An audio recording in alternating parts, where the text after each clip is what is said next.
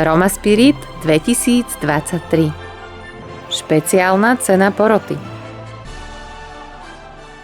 Daniela Hývešová-Šilanová.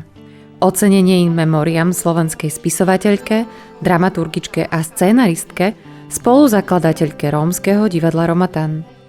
Výnimočný je jej celoživotný prístup a obdivhodná práca v prospech nediskriminácie, rozvoja kultúry, publicistiky a divadelného umenia.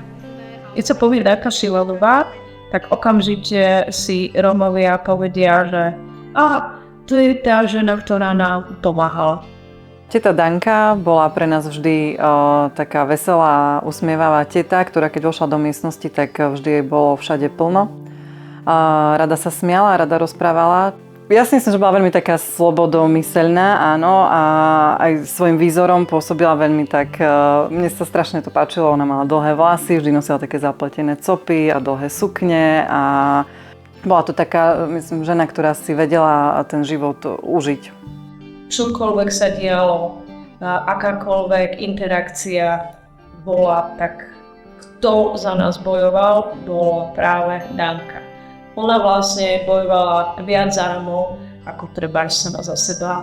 Ona si to vedela takto vždy nejak poriešiť a svoj čas v podstate vedela rovnocenne dať nielen novinám, ale aj tomu divadlu a literatúre. Ja som mu aspoň za tých 15 rokov zažila len pracovať. No bola tak aktívna. Už viem, prečo sme sa často nestretávali, pretože ona bola maximálne pohrúžená do svojej práce.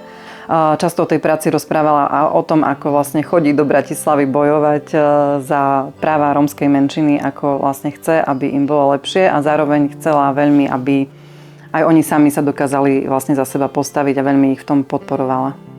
Keď videla, že niekto je talentovaný, tak ho podchytila.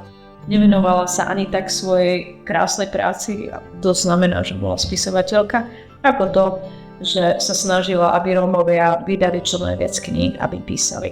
Ako ona sama povedala, ona vlastne ten svoj literárny život, ktorý mala vlastný, ako keby zahodila alebo vymenila za ten život, že sa veľmi chcela venovať Rómom, že robila tie noviny Romano Nevolil a chodila do osád a snažila sa tam vyhľadávať vlastne šikovných ľudí, ktorí by chceli tvoriť.